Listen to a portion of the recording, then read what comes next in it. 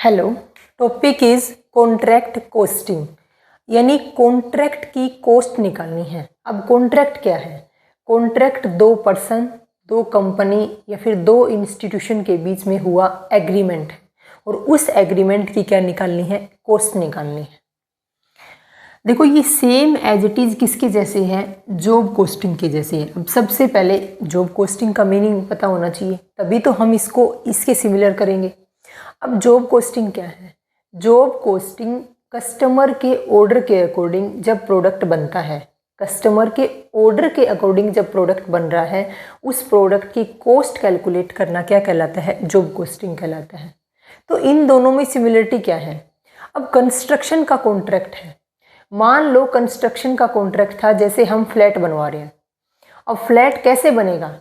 सामने वाला पर्सन जो बिल्डर कैसे फ्लैट बनाएगा? जैसे हम ऑर्डर देंगे।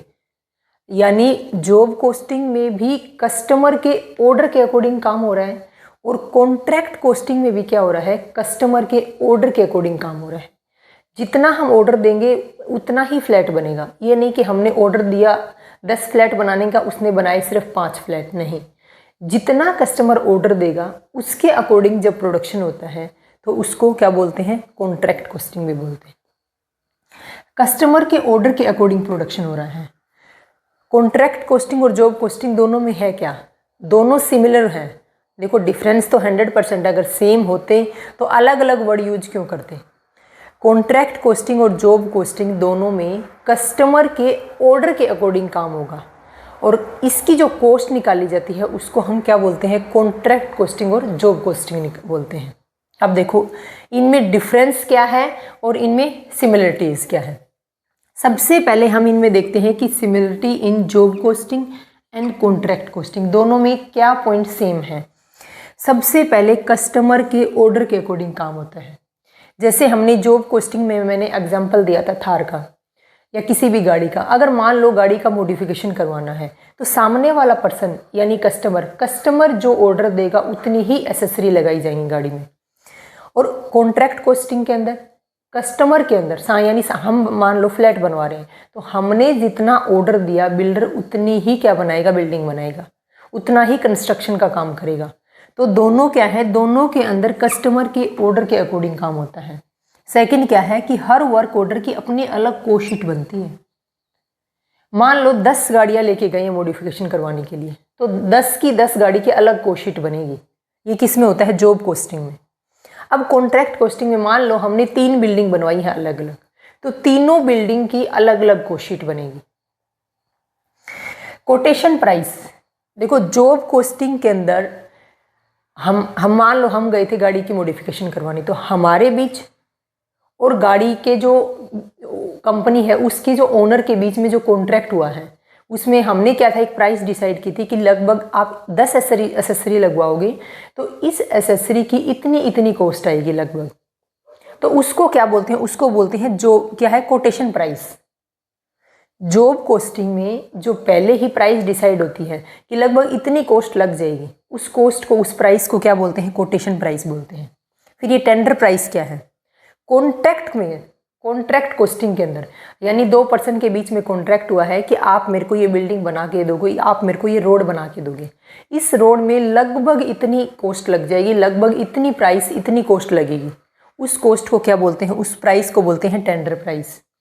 यानी कॉन्ट्रैक्ट में जो पहले प्राइस डिसाइड होती है कि लगभग इतना पैसा लगेगा, उसको बोलते हैं टेंडर प्राइस। और जॉब कोस्टिंग में कोटेशन प्राइस बोलेंगे किसको? जब हम मान लो किसी यूनिट का प्रोडक्शन करवा रहे हैं ऑर्डर देकर, तो उस यूनिट के प्रोडक्शन में लगभग इतनी अमाउंट लग जाएगी, उसको क्या बोलते हैं? उसको बोलते हैं कोटेशन प्राइस। तो कोटेशन प्राइस और टेंडर प्राइस पहले से ही क्या होती हैं? दोनों फिक्स होती हैं।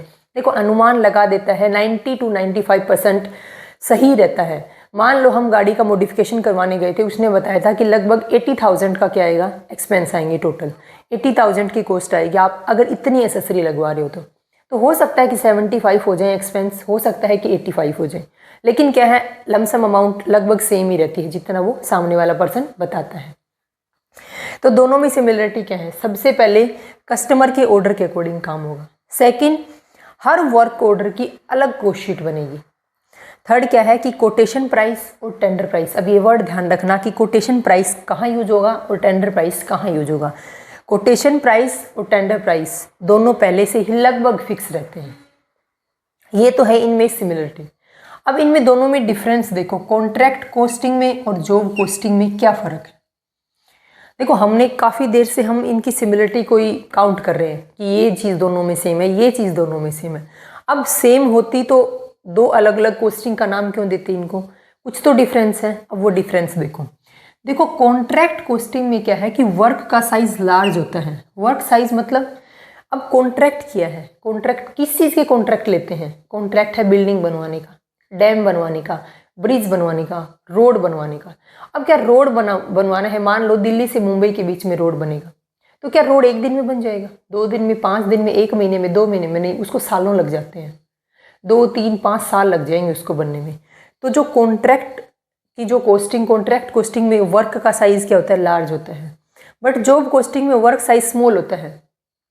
मान लो हमने ऑर्डर देके सूट स्टिच करवाया, अब सूट 2 दिन में, 5, 10 दिन में बन जाएगा, तो जॉब कोस्टिंग में जो वर्क है उसका साइज स्मॉल होता है, बट कॉन्ट्रैक्ट कोस्टिंग में जो वर्क है उसका साइज लार्ज होता है। वर्क का नेचर कैसा है, वर्क का नेचर कंस्ट्रक्शन का है, यानी कुछ कंस्ट्रक्ट करना है, कुछ बनाने का काम करना है, कंस्ट्रक्शन करना है। और nature of work job costing के अंदर या तो प्रोडक्शन होगा या फिर रिपेयर होगा। हम थार, मान लो हम गाड़ी की मॉडिफिकेशन करवाने गए, तो वो क्या है, या तो प्रोडक्शन या फिर रिपेयर के अंदर आएगा। यानी या तो हम किसी चीज़ को बनवा रहे हैं या फिर उस चीज़ की रिपेयर करवा रहे हैं, किसके अंदर, जॉब कोस्टिंग में। बट कॉन्ट्रैक्ट कोस्टिंग के अंदर, कॉन्ट्रैक्ट कोस्टिंग में कंस्ट्रक्शन का काम होता है। यहाँ पर लॉन्ग पीरियड लगता है, टाइम ज़्यादा लगेगा, यहाँ पर टाइम कम लगता है। प्रॉफिट कैन असरटेन, प्रॉफिट को असरटेन कर सकते हैं जब तक काम कंप्लीट नहीं होता। देखो मान लो रोड बनाने में लगे 5 साल, क्या 5 साल के बाद हम देखेंगे कि कितना प्रॉफिट हो रहा है?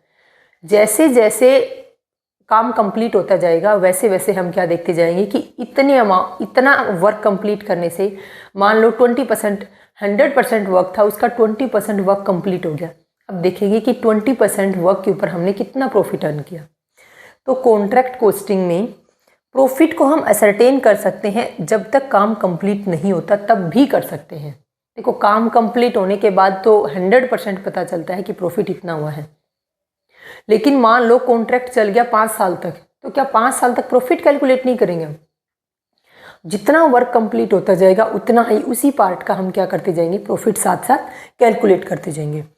लेकिन जॉब कोस्टिंग में हम only after complete work, work के कंप्लीट होने के बाद ही देखेंगे कि कितना प्रॉफिट हुआ है। जैसे गाड़ी का मॉडिफिकेशन करवाने गए थे, तो मॉडिफाई करने के बाद हम टोटल कॉस्ट शीट बनाकर देखेंगे कि अब हमने कितना प्रॉफिट अर्न किया है, क्योंकि टाइम ही कितना लगता है यहाँ पर, 2 दिन, 5, 10, 15 दिन लगते हैं। एग्जाम्पल देखो इसके, कॉन्ट्रैक्ट के, कॉन्ट्रैक्ट किस चीज़ का कॉन्ट्रैक्ट लेते हैं, बिल्डिंग बनाने का, रोड बनाने का, डैम बनाने का, ब्रिज बनाने का, ये सब क्या है, ये सब कॉन्ट्रैक्ट होते हैं। और इन्हीं कॉन्ट्रैक्ट की कॉस्ट निकालना क्या कहलाता है, कॉन्ट्रैक्ट कॉस्टिंग कहलाता है। अब देखो जॉब, जैसे क्या है, प्रिंटिंग प्रेस है, मैंने एग्जांपल दिया था, जैसे मैरिज कार्ड प्रिंट करवाते हो, तो मैरिज कार्ड प्रिंट क्या हो रहा है कि कस्टमर के ऑर्डर के अकॉर्डिंग हो रहा है। मैरिज कार्ड प्रिंट करवाए, फर्नीचर की बनवाया, फर्नीचर की मैन्युफैक्चरिंग करवाई, ये सब किसके एग्जाम्पल, ये सब है जॉब कॉस्टिंग के एग्जाम्पल। ये सब जॉब कॉस्टिंग है और इनकी कॉस्ट निकालना क्या कहलाता है, जॉब कॉस्टिंग कहलाता है।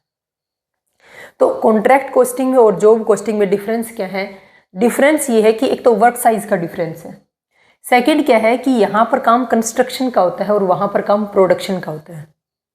टाइम लंबा लेगा, ज़्यादा टाइम लेगा, क्योंकि वर्क का साइज बड़ा है तो टाइम तो ज़्यादा लगेगा। तीसरा क्या दे रखा था कि प्रॉफिट हम बीच में भी कैलकुलेट कर सकते हैं, जब तक कॉन्ट्रैक्ट कंप्लीट नहीं होता उसके बीच भी हम प्रॉफिट कैलकुलेट कर सकते हैं, बट जॉब कॉस्टिंग में ऐसा नहीं है। एग्जाम्पल देखते हैं, इनके एग्जाम्पल क्या है, जैसे बिल्डिंग है, डैम, ब्रिज, ये सब बनाना इसके एग्जाम्पल है कॉन्ट्रैक्ट के। और जॉब कॉस्टिंग के प्रिंटिंग प्रेस का है, फर्नीचर का है, मान लो सूट स्टिच करवानी है उसका, ये सब क्या है, ये सब कस्टमर के ऑर्डर के अकॉर्डिंग होते हैं और स्मॉल साइज का वर्क होता है। अब आगे देखो,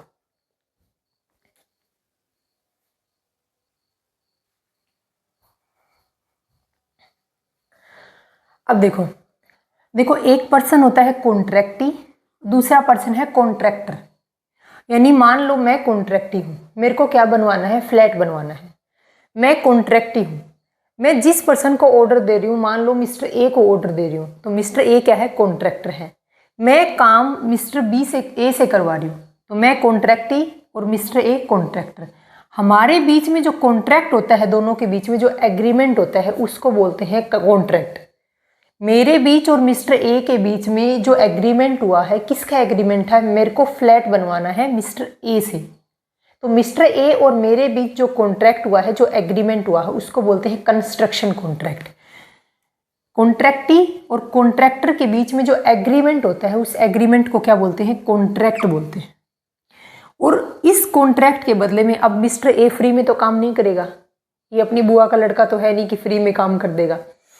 इसको क्या करनी पड़ेगी, कॉन्ट्रैक्टी कॉन्ट्रैक्टर को क्या करेगा, कॉन्ट्रैक्ट प्राइस पे करेगा। और या फिर इसको अपन क्या बोल सकते हैं, टेंडर प्राइस। कॉन्ट्रैक्टी कॉन्ट्रैक्टर को कॉन्ट्रैक्ट पूरा करने पर जो प्राइस पे करेगा, उसको क्या बोलते हैं, कॉन्ट्रैक्ट प्राइस या फिर टेंडर प्राइस। अब देखो, जैसे जैसे वर्क कंप्लीट होता जाएगा, मान लो मेरे को फ्लैट बनवाने हैं, फ्लैट बनवाने में 10 साल लग गए, मान लो 5 साल, मान लो एवरेज, मान लो 5 ईयर्स में फ्लैट कंप्लीट होते हैं। तो अब क्या 5 साल तक कॉन्ट्रैक्टर वेट करता ही रहेगा अमाउंट का, कि कब ये फ्लैट कंप्लीट और कब मैं अमाउंट लूँ? नहीं, जैसे जैसे वर्क कंप्लीट होता जाएगा, क्योंकि इस पर्सन के पास अगर मान लो इतना ही पैसा होता कि ये पूरा फ्लैट बनने के बाद लमसम अमाउंट लेता, तो ये काम ही क्यों करता। ये पर्सन क्या करेगा, जैसे जैसे वर्क कंप्लीट होता जाएगा, ये पर्सन इस कॉन्ट्रैक्टी से अमाउंट रिसीव करता जाएगा। उसको क्या बोलते हैं, कॉन्ट्रैक्ट प्राइस या फिर टेंडर प्राइस। अब इन वर्ड को ध्यान रखना है आपको, कॉन्ट्रैक्ट प्राइस। कॉन्ट्रैक्टी और कॉन्ट्रैक्टर के बीच में जो एग्रीमेंट हुआ है, उस एग्रीमेंट की प्राइस को, उस पेमेंट को क्या बोलते हैं, कॉन्ट्रैक्ट प्राइस बोलते हैं, क्योंकि आगे ये वर्ड यूज होंगे।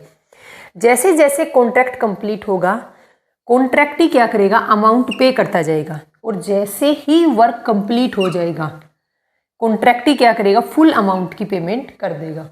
एग्जाम्पल क्या है, जैसे रोड बनवाने का, रोड का कॉन्ट्रैक्ट, ब्रिज, डैम, फ्लैट, ये सब क्या है, ये सब कंस्ट्रक्शन कॉन्ट्रैक्ट के एग्जाम्पल है।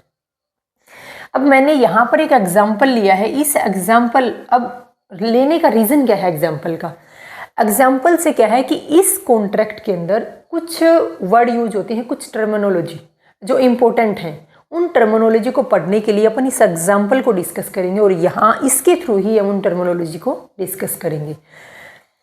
देखो, कॉन्ट्रैक्ट हमने, इस पर्सन ने, इस मिस्टर ए ने कॉन्ट्रैक्ट लिया है। मैंने मिस्टर ए को एक कॉन्ट्रैक्ट दिया, उस कॉन्ट्रैक्ट की प्राइस कितनी डिसाइड की गई, उसकी कॉन्ट्रैक्ट प्राइस या फिर टेंडर प्राइस कितनी थी, 10 करोड़। कॉन्ट्रैक्ट प्राइस या टेंडर प्राइस कितनी थी, 10 करोड़। मिस्टर ए ने बोला 10 करोड़ में मैं आपका फ्लैट बना दूंगा। मैंने बोला ठीक है, डन। अब देखो प्रोसेस क्या है, इस पे ध्यान देना है आपको। ये आपको सीक्वेंस ऐसे ही डालनी है, क्योंकि आगे मैं जब इनकी टर्मिनोलॉजी डिस्कस करूंगी तो इन्हीं टर्म्स को यूज करूंगी, इन्हीं सीक्वेंस को यूज करूंगी, ठीक है। फर्स्ट नंबर पे है लैंड एक्वायर की। अब बिना लैंड के फ्लैट बनाएगा कहाँ, तो मैंने बोला कि ये लो 10 करोड़, आप मिस्टर ए लैंड भी खुद लेना और फ्लैट भी खुद ही बनाना। तो सबसे पहला काम मिस्टर ए का क्या है, लैंड लेने का। सबसे पहले उसने ज़मीन खरीदी, कितने की, 3 करोड़ की। फाउंडेशन, मकान, फ्लैट बनाया कितने में, फ्लैट बनाने में, फ्लैट को सिर्फ कंस्ट्रक्शन का काम कंप्लीट करने में 5 करोड़ रुपए लग गए। बाद में इलेक्ट्रिसिटी और प्लम्बिंग का खर्चा 1 करोड़ लगेगा, और पेंटिंग के खर्चे कितने लगे, 1 करोड़ लगे। तो ये टोटल खर्चा है, ये टोटल कॉस्ट है, एक्सपेंस है, जो मिस्टर ए ने मेरे फ्लैट बनाने पर किया है। मैंने तो मिस्टर ए को 10 करोड़ में कॉन्ट्रैक्ट कर लिया था कि 10 करोड़ रुपए में आपको फ्लैट बनाने की दूंगी, साथ में लैंड भी है। सबसे पहले लैंड एक्वायर करेगा, सबसे पहले उसने लैंड परचेज की, उसके बाद में फ्लैट बनाया, फिर बाद में इलेक्ट्रिसिटी और प्लम्बिंग के खर्चे, और साथ में पेंटिंग के खर्चे। इस टोटल 10 करोड़ रुपए में हमने डिसाइड कर लिया था। अब कितना उसका प्रॉफिट है कितना नहीं, ये वो मिस्टर ए जाने। हमारे बीच में तो इतना हुआ था कि इतनी अमाउंट का, जैसे लैंड एक्वायर करने में 3 करोड़ रुपए लग जाएंगे, फाउंडेशन में 5 का। अब लैंड एक्वायर करने में मिस्टर ए ने कितनी अमाउंट बचाई है वो मिस्टर ए जाने, वो अपने को ध्यान नहीं देना। अपने को सिर्फ समझना है कि कैसे कैसे क्या क्या डिस्कस करेंगे, मतलब टर्मिनोलॉजी डिस्कस करनी है। अब कॉन्ट्रैक्ट प्राइस में, कॉन्ट्रैक्ट के अंदर जो कॉन्ट्रैक्ट हुआ है मेरे और मिस्टर ए के बीच में, उसमें कुछ इंपॉर्टेंट टर्मिनोलॉजी है, वो देखेंगे अपन इस एग्जाम्पल के थ्रू। नीचे लिखा है कि जैसे जैसे वर्क कंप्लीट होगा साथ साथ पेमेंट होती जाएगी। ये ध्यान रखना है आपको। देखो इस एग्जाम्पल को डिस्कस करेंगे।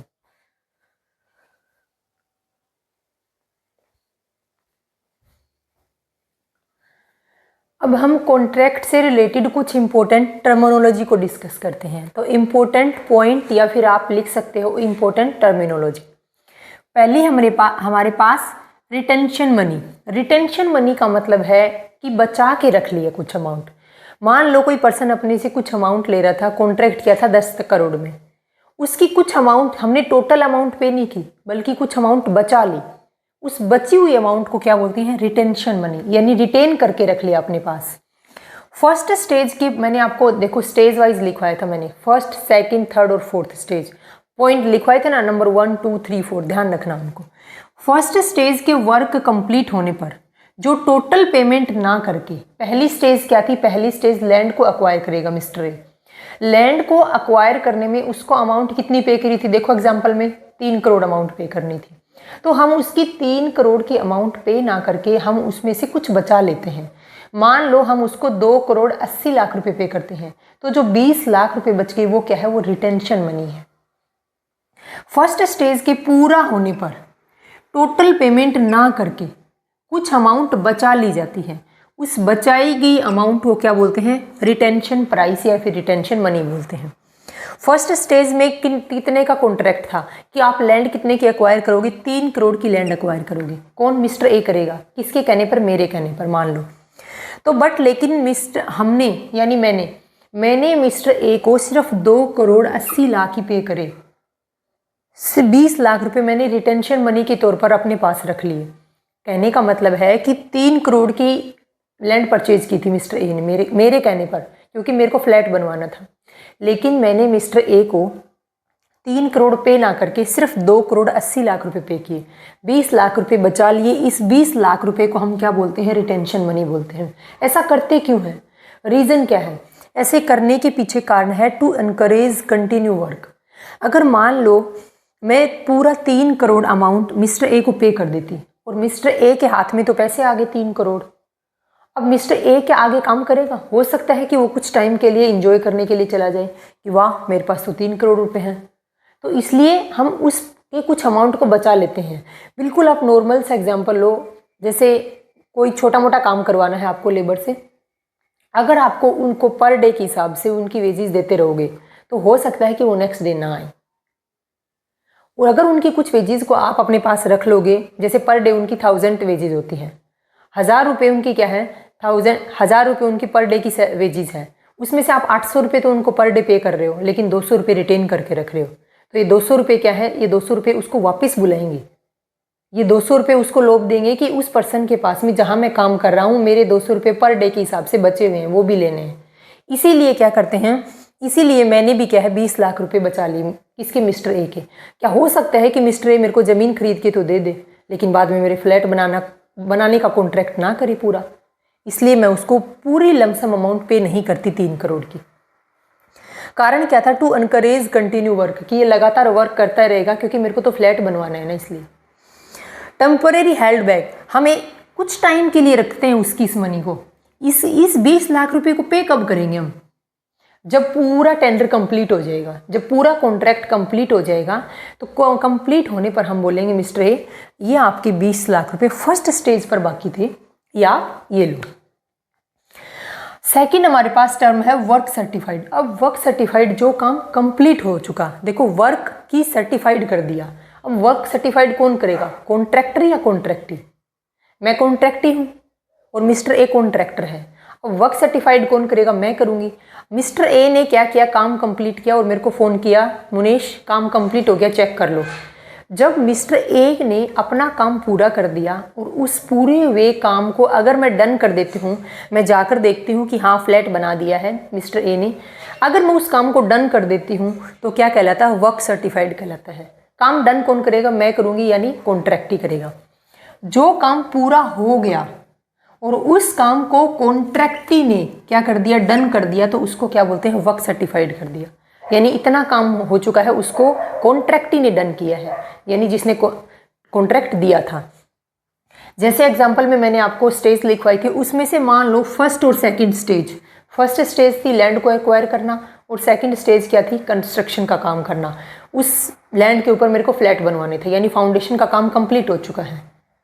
तो फर्स्ट और सेकंड स्टेज कंप्लीट हो गए, तो मैंने जाकर देखा, हाँ ये लैंड है और ये मिस्टर ए ने फ्लैट बना दिया, ये डन है। जब मैं यानी कॉन्ट्रैक्ट डन कर देता है उस काम को, तो उसको बोलते हैं वर्क सर्टिफाइड। बट तीसरा काम अभी बाकी है। तीसरा काम क्या था? तीसरा काम था इलेक्ट्रिसिटी का और प्लम्बिंग का। वो काम अभी चल रहा है, वो पूरा नहीं हुआ है। तो जितना काम कंप्लीट हो चुका और जितना काम कॉन्ट्रैक्टी ने यानी मैंने डन कर दिया, उसको बोलते हैं वर्क सर्टिफाइड। वर्क अनसर्टिफाइड क्या होता है? जो काम अभी ना तो पूरा हुआ है और ना ही मैंने अभी तक डन किया है। काम है मैंने डन नहीं किया अभी तक। मेन पॉइंट क्या है कि कॉन्ट्रैक्टी ने यानी मैंने उस काम को अभी तक डन नहीं किया है, यानी अभी तक चेक करके ये नहीं कहा है कि ये काम बिल्कुल ओके है, परफेक्ट है, हो चुका है डन। जो काम पूरा नहीं हुआ और कॉन्ट्रैक्टी ने उसको डन नहीं किया, ये लाइन इंपॉर्टेंट है, उसको क्या बोलते हैं? वर्क अनसर्टिफाइड बोलते हैं।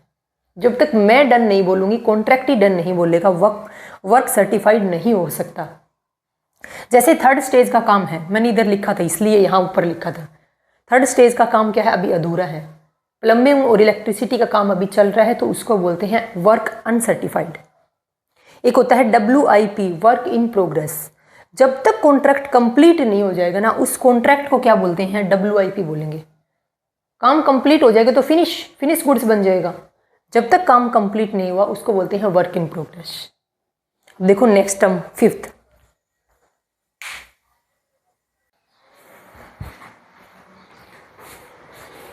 नेक्स्ट टर्म अपने पास है एस्केलेशन क्लोज। इसका क्या मतलब है? देखो, मैंने मिस्टर ए को फ्लैट बनाने का कॉन्ट्रैक्ट दिया था। उसमें क्या था? टोटल कॉन्ट्रैक्ट की कॉस्ट कितनी थी? 10 लाख रुपए। 10 लाख रुपए कॉन्ट्रैक्ट की टोटल कॉस्ट थी कि भाई मैं आपको 10 लाख रुपए दूंगी मिस्टर ए और आप मेरे को फ्लैट बना के देना। मिस्टर ए ने डील डन की थी।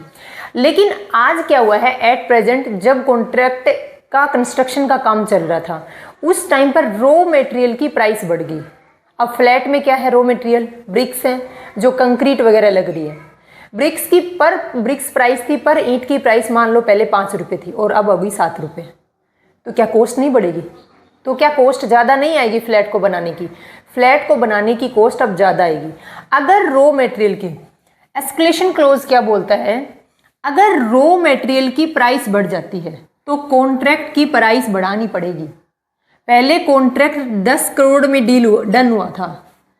10 करोड़ में क्या हुआ था? डील डन हुई थी कि फ्लैट का कंस्ट्रक्शन का काम मिस्टर ए मुझे करके देगा। बट अब क्या हुआ? अब रॉ मटेरियल की प्राइस बढ़ गई। जो कंक्रीट वगैरह यूज हो रहे हैं, जो ब्रिक्स यूज हो रही हैं, उनकी प्राइस बढ़ने की वजह से कॉन्ट्रैक्ट की प्राइस को मान लो 20 लाख रुपए से और बढ़ा दिया। अब कॉन्ट्रैक्ट की टोटल प्राइस कितनी होगी? 10 करोड़ 20 लाख रुपए। तो इसके लिए क्या है? इसके लिए हम एक वर्ड यूज करते हैं, एक line, escalation close. Escalation close बोलता है कि अगर रॉ मटेरियल की प्राइस बढ़ रही है तो कॉन्ट्रैक्टर क्या बोलेगा कॉन्ट्रैक्टी को कि मार्केट में एकदम से प्राइस क्या हुई है? हाई हुई है। उसकी वजह से क्या है कि मुझे तो महंगा पड़ेगा ये, क्योंकि मुझे तो महंगा पड़ेगा ये फ्लैट का कंस्ट्रक्शन करना, इसलिए आपको जो टेंडर प्राइस थी, जो कॉन्ट्रैक्ट की प्राइस थी, उसको थोड़ा सा बढ़ाना पड़ेगा। क्यों? क्योंकि रॉ मटेरियल की प्राइस बढ़ गई है। सेकंड अपने पास है नोशनल प्रॉफिट। ये नोशनल प्रॉफिट कौन सा है? नोशनल हमने आज तक क्या पढ़ा था? जो प्रॉफिट पढ़ते हैं लास्ट में, एट एंड प्रॉफिट पढ़ते हैं, वो नहीं है, बल्कि नोशनल प्रॉफिट क्या है? मतलब माना गया प्रॉफिट। ये वो प्रॉफिट है जो रियल में अभी हम नहीं बोल सकते कि कॉन्ट्रैक्ट से इतना प्रॉफिट हुआ है। ये कॉन्ट्रैक्ट के बीच में देखो, हमने कितनी स्टेज बनाई थी? 4 स्टेज। पहले उसने लैंड परचेज की थी, लैंड के बाद उसने फाउंडेशन का काम किया, मतलब फ्लैट बनाया, उसके बाद इलेक्ट्रिसिटी और प्लम्बिंग का काम, और लास्ट में है पेंटिंग का। तो मान लो हम फर्स्ट स्टेज के बाद में जैसे ही लैंड को परचेज किया या फिर जैसे ही फ्लैट को बना लिया, फर्स्ट 2 स्टेज कंप्लीट होने के बाद हमने क्या देखते हैं कि हम देखते हैं कि कितना प्रॉफिट हुआ। उस प्रॉफिट को नोशनल प्रॉफिट बोलते हैं, यानी माना गया प्रॉफिट की 2 स्टेज पर अनुमान लगा लेता है कॉन्ट्रैक्टर कि लगभग इतना प्रॉफिट हो गया होगा मुझे। तो वर्क सर्टिफाइड निकालते कैसे हैं नोशनल प्रॉफिट को? नोशनल प्रॉफिट को निकालने का फॉर्मूला है वर्क सर्टिफाइड, ये वो वर्क है, वो काम है जो कॉन्ट्रैक्टी ने, यानी मैंने क्या कर दिया, डन कर दिया कि कॉन्ट्रैक्टर आपने इतना काम किया था और मैंने उसको चेक करके डन कर दिया। Work certified plus cost of work not certified, उस वर्क की, उस काम की कॉस्ट जो अभी तक मैंने यानी कॉन्ट्रैक्टी ने डन नहीं किया है उसकी कॉस्ट, और उसमें से लेस कर देंगे कॉस्ट इनकर्ड, जितना खर्चा लगा है वो लेस करेंगे।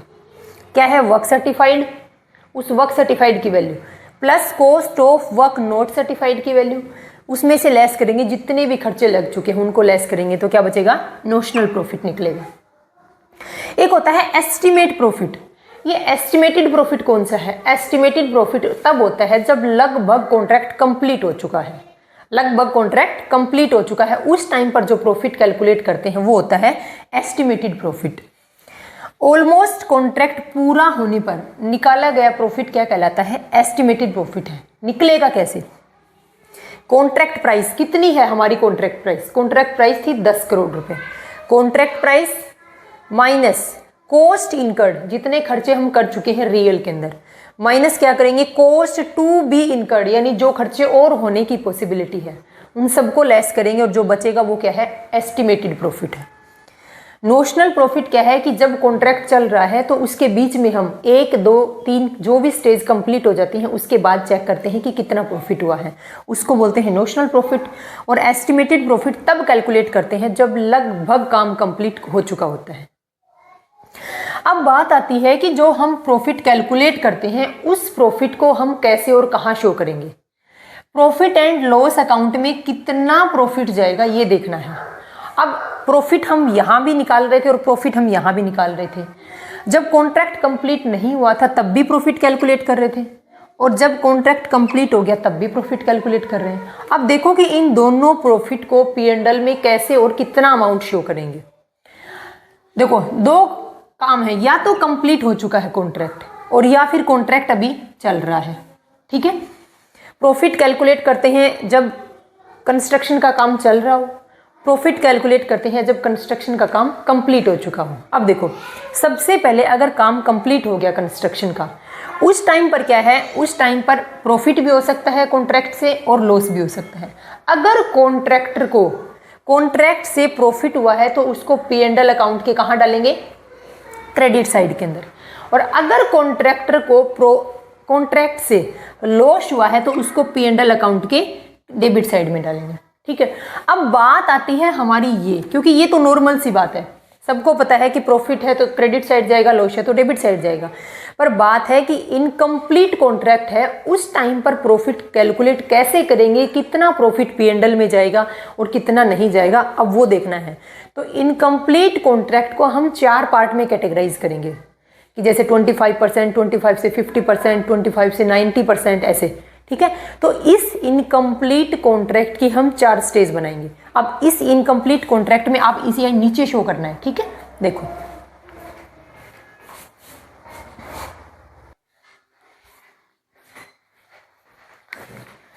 अब सेकंड पार्ट था अपने पास इनकम्प्लीट कॉन्ट्रैक्ट। अगर कॉन्ट्रैक्ट कंप्लीट हो गया तो प्रॉफिट या लॉस कहाँ जाएगा, P&L अकाउंट में। मान लो कॉन्ट्रैक्ट कंप्लीट नहीं हुआ है, अगर कॉन्ट्रैक्ट कंप्लीट नहीं हुआ तो बीच में जो प्रॉफिट हम निकालते हैं उस प्रॉफिट को बोलते क्या हैं, नोशनल प्रॉफिट। नोशनल प्रॉफिट कैसे कैलकुलेट करेंगे, उसका कितना पार्ट P&L में जाएगा वो देखो।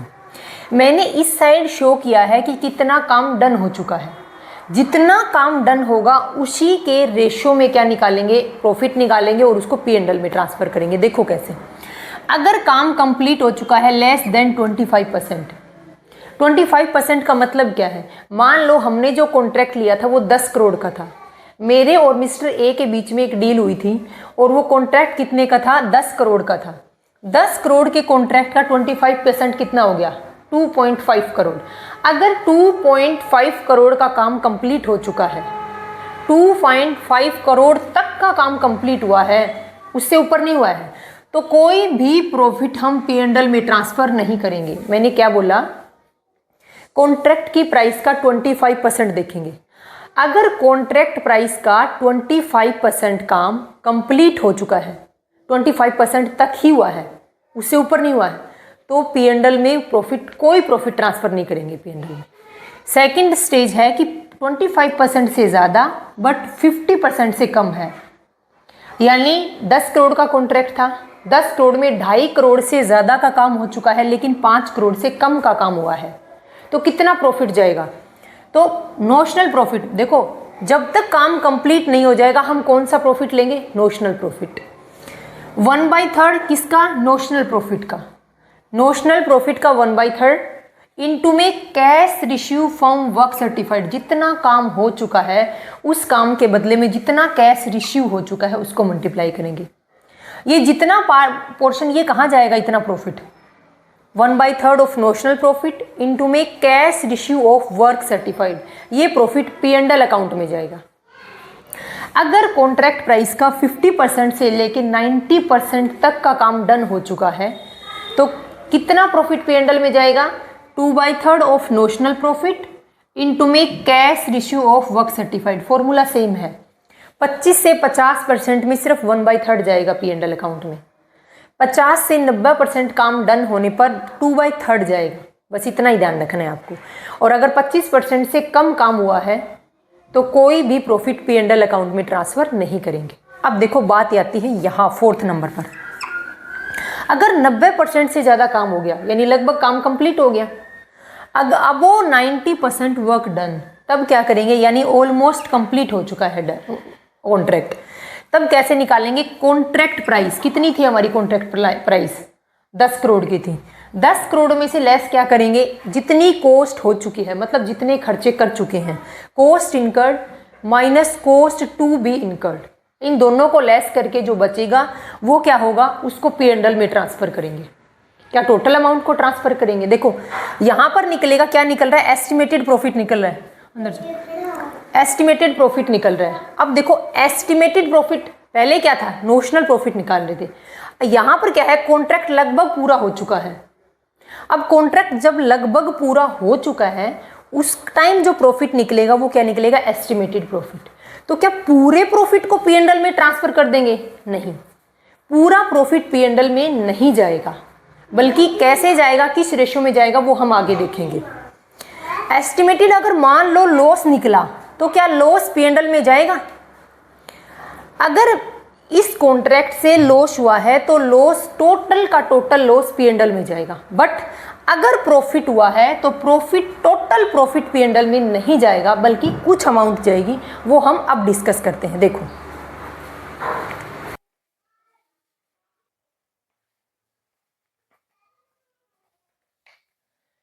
अब देखो एस्टिमेटेड प्रॉफिट का कितना पार्ट P&L में जाएगा।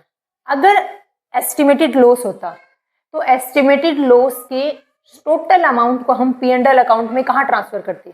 प्रॉफिट होएगा तो P&L अकाउंट के क्रेडिट साइड में जाएगा, और अगर लॉस है एस्टिमेटेड लॉस तो 100% लॉस को उठाएंगे, यानी जितना भी एस्टिमेटेड लॉस होगा उसको P&L अकाउंट के डेबिट साइड में ट्रांसफर करेंगे। तो एस्टिमेटेड प्रॉफिट का कितना पार्ट P&L अकाउंट में जाएगा वो देखो। प्रॉफिट है, पार्ट कहाँ जाएगा? क्रेडिट साइड में जाएगा। कितना पार्ट जाएगा? Estimated profit. अब इन चारों तरीके में से अपन किसी भी एक तरीके से कैलकुलेट कर सकते हैं। पहला अपने पास है एस्टिमेटेड प्रॉफिट इनटू में work certified divide by contract price. Second है अपने पास एस्टिमेटेड प्रॉफिट इनटू में, ये सेम एज इट इज यहाँ उठा लो, work certified divide by contract price into में cash receive divide by work certified. अब आपने पॉइंट दिखा होगा, इधर भी वर्क सर्टिफाइड है, इधर भी वर्क सर्टिफाइड है, आप दोनों को कट भी कर सकते हो। ये फॉर्मूला डायरेक्ट बन सकता है कि एस्टिमेटेड प्रॉफिट इनटू में कैश रिसीव और डिवाइड बाई कॉन्ट्रैक्ट प्राइस, आप ऐसे भी लिख सकते हो इसको। थर्ड तरीका अपने पास है एस्टिमेटेड प्रॉफिट, इस सेम चीज को यहां उठा लो, cash receive divide by work certified into में टोटल कॉस्ट टू डेट और divide by estimated total cost. Fourth तरीका है कि एस्टिमेटेड प्रॉफिट इनटू में सेम पोर्शन को उठा लो, यहाँ पर total cost to date divide by estimated total cost. तो इनको मैंने इसी सीक्वेंस में रखा है ताकि थोड़ा सा याद करने में इजी रहे। तो इसमें आप यहां से इसको कट करके डायरेक्ट भी याद कर सकते हो।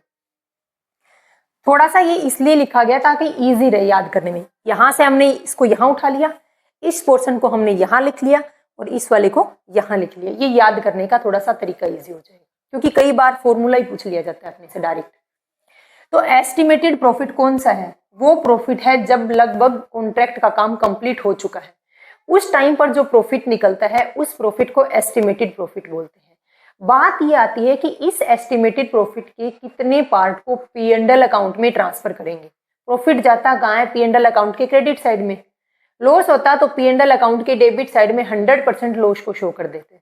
लेकिन एस्टिमेटेड प्रॉफिट का हम इस तरीके से, इनमें से किसी भी एक तरीके से कैलकुलेट कर सकते हैं।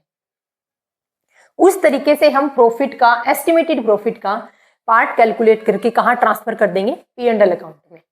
अब कुछ इंपॉर्टेंट हैं 2 पॉइंट, वो और देखो।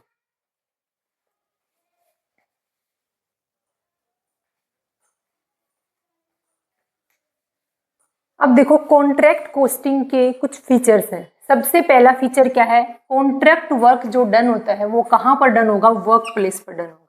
अब जैसे मिस्टर ए और मैंने एक कॉन्ट्रैक्ट किया था, मैंने मिस्टर ए को एक कॉन्ट्रैक्ट दिया कि मेरे को फ्लैट बना के देना है। क्या फ्लैट मिस्टर ए घर बैठे बैठे बना लेगा? नहीं, जहां पर फ्लैट बनाना है काम वहीं पर होगा। तो कॉन्ट्रैक्ट वर्क कहाँ होगा? जहां पर वर्क प्लेस है, जहां उसने बिल्डिंग पर लैंड परचेज की थी, उसी लैंड के ऊपर क्या बनानी है? फ्लैट बनानी। सेकंड क्या है? कॉन्ट्रैक्ट का जो साइज है वो लार्ज होता है। अब ये तो है नहीं कि बिल्डिंग, रोड, डैम एक दिन में बन जाएंगे, क्योंकि इनमें टाइम काफी लगता है। तो ये 1 से ज्यादा ईयर में कंप्लीट होता है। यानी कॉन्ट्रैक्ट क्या है? कॉन्ट्रैक्ट कॉस्टिंग लार्ज कॉन्ट्रैक्ट के लिए होता है, जहां पर क्या है कि 1 से ज्यादा ईयर्स के अंदर क्या है? कॉन्ट्रैक्ट चलता रहता है। हर कॉन्ट्रैक्ट की अलग कॉस्ट शीट प्रिपेयर करते हैं। मिस्टर ए ने एक साथ 3 कॉन्ट्रैक्ट ले रखे हैं, तीनों कॉन्ट्रैक्ट की अलग अलग कॉस्ट शीट बनाएंगे। जैसे जैसे कॉन्ट्रैक्ट पूरा होता जाएगा पेमेंट करते जाएंगे।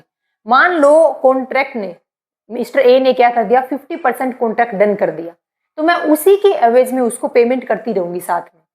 जैसे 25%, 50%, 75%, जैसे जैसे काम करता जाएगा साथ में क्या करती जाऊंगी? मैं साथ साथ पेमेंट करती जाऊंगी। तो ये कॉन्ट्रैक्ट कॉस्टिंग के कुछ फीचर्स हैं। पहला, जहां पर कॉन्ट्रैक्ट, जहां पर काम करना है, घर बैठे बैठे काम नहीं होता, वर्क प्लेस पर जाकर काम करना होगा। दूसरा, लार्ज साइज के कॉन्ट्रैक्ट होते हैं, 1 साल में, ये तो है नहीं 2 दिन में बिल्डिंग बन जाएगी, 10 दिन में बन जाएगी, नहीं, उसको बनने में टाइम लगता है। हर ऑर्डर की, हर वर्क ऑर्डर की अलग, हर कॉन्ट्रैक्ट की क्या है? अलग कॉस्ट शीट बनती है। और कॉन्ट्रैक्ट क्या है? जैसे जैसे पूरा होगा साथ साथ पेमेंट करते जाएंगे। अब ये 2 इंपॉर्टेंट पॉइंट हैं, ध्यान रखना है। डायरेक्ट क्वेश्चन क्या पुट करेंगे? वर्क सर्टिफाइड की वैल्यू कैलकुलेट करनी है कि कितना काम हो चुका है और कॉन्ट्रैक्टी ने भी उस काम को डन कर दिया है। अब इसकी वैल्यू किस बेस पर निकालते हैं? कॉन्ट्रैक्ट प्राइस पर निकालते हैं। ध्यान रखना, जितना काम डन हो चुका है और कॉन्ट्रैक्टी ने जो वर्क सर्टिफाइड की वैल्यू निकालेंगे, उस वर्क सर्टिफाइड की वैल्यू हमेशा कॉन्ट्रैक्ट प्राइस पर निकालते हैं। और वर्क अनसर्टिफाइड की वैल्यू, जो काम या तो आधा अधूरा बाकी है या फिर कॉन्ट्रैक्टी ने, यानी मैंने, यानी कॉन्ट्रैक्टी ने अभी उस काम को सर्टिफाइड नहीं किया है, उसकी वैल्यू कैसे कैलकुलेट होती है? कॉस्ट प्राइस पर निकालती है। दोनों पॉइंट ध्यान रखना। वर्क सर्टिफाइड है तो उसकी वैल्यू कॉन्ट्रैक्ट प्राइस पर निकलती है, अगर वर्क अनसर्टिफाइड है तो उसकी वैल्यू कॉस्ट प्राइस पर निकलती है। ये मोस्ट इंपॉर्टेंट पॉइंट है, दोनों ध्यान रखना। ये जहां पर हमने वर्क सर्टिफाइड और वर्क अनसर्टिफाइड की टर्मिनोलॉजी डिस्कस की थी, उसी में ऐड कर देना।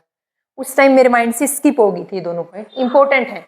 वर्क सर्टिफाइड की वैल्यू कॉन्ट्रैक्ट प्राइस पर निकलती है, अनसर्टिफाइड वर्क की वैल्यू कॉस्ट प्राइस पर निकलती है। तो ये अपना टॉपिक था कॉन्ट्रैक्ट कॉस्टिंग का, जो फिनिश हुआ। Thank you.